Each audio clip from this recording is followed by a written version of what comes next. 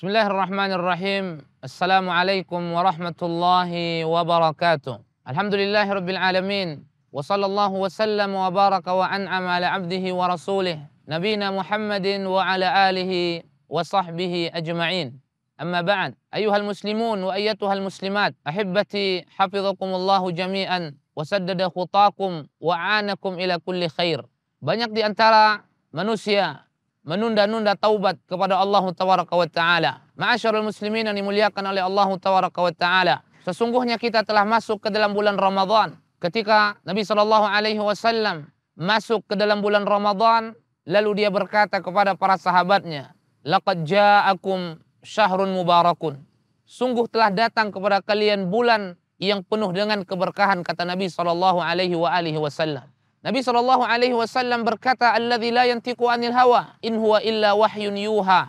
Nabi tidak berbicara dengan hawa nafsunya, melainkan Nabi berbicara merupakan wahyu yang diturunkan oleh Allah Taala. Akhi wa ukhti fillah, kita sekarang berada di dalam bulan Ramadan. Jangan sampai kita kotori bulan Ramadan dengan memasuki Ramadan sementara masih banyak kemaksiatan-kemaksiatan melekat di dalam jiwa kita. Masih banyak kedurhakaan-kedurhakaan yang kita lakukan kepada Allah Taala. Kalau dirimu belum sempat bertaubat, maka sekarang akhi wa ukhti fillah, jangan tunda hingga esok. Bertaubatlah sekarang kepada Allah Taala agar keberadaan kita di dalam bulan Ramadan keberadaan yang betul-betul dibimbing oleh Allah Taala. Semua kita mengharapkan bimbingan dari Allah Azza wa Jalla, terkhusus di dalam bulan Ramadan, agar kita bisa memperbanyak pintu-pintu ketaatan, pintu-pintu kebaikan yang kita lakukan kepada Allah Taala. Tapi kita akan dibimbing oleh Allah, wahai saudara-saudariku, ketika kita bisa menjadi insan-insan yang bertakwa kepada Allah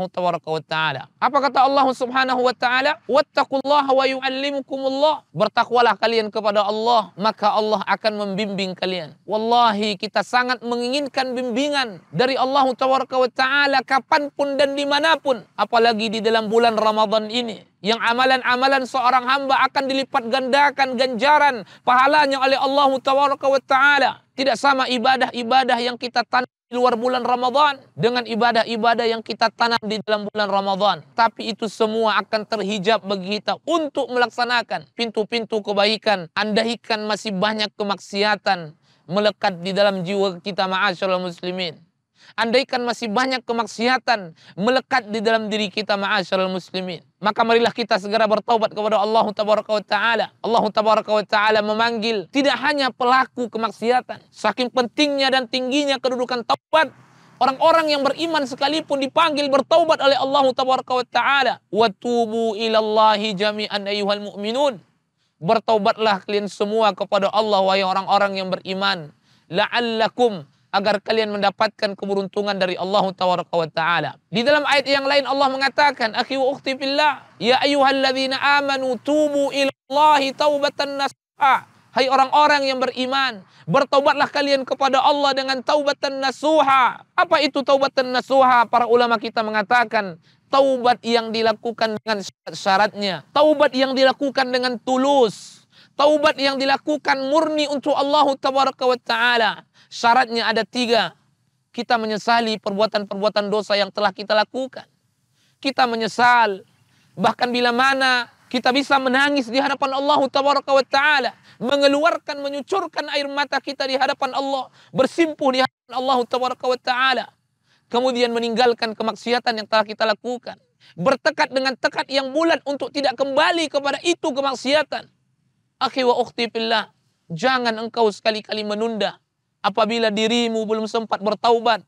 Begitu datangnya bulan Ramadan, sebelum datangnya bulan Ramadan, sekarang Ramadan telah masuk kepada kita dan kita telah masuk kepadanya. Sekarang saatnya kita bertaubat dan jangan tunda hingga esok, ma'asyarul muslimin. Allah Tabaraka wa Ta'ala mengatakan, "Idza jaa ajaluhum la yastakhiruna sa'atan wa la yastaqdimun." Ketika ajal menjemput mereka, datang kepada mereka, tidak akan ditunda dan tidak akan dimajukan, kata Allah Tabaraka wa Ta'ala.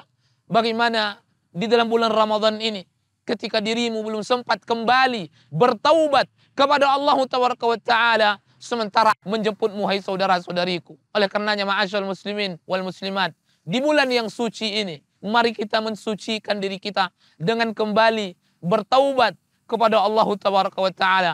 Semoga Allah menerima taubat kita dan membimbing kita kepada kebaikan-kebaikan dunia kita terutama akhirat kita. Memudahkan kepada kita untuk melakukan pintu-pintu kebaikan.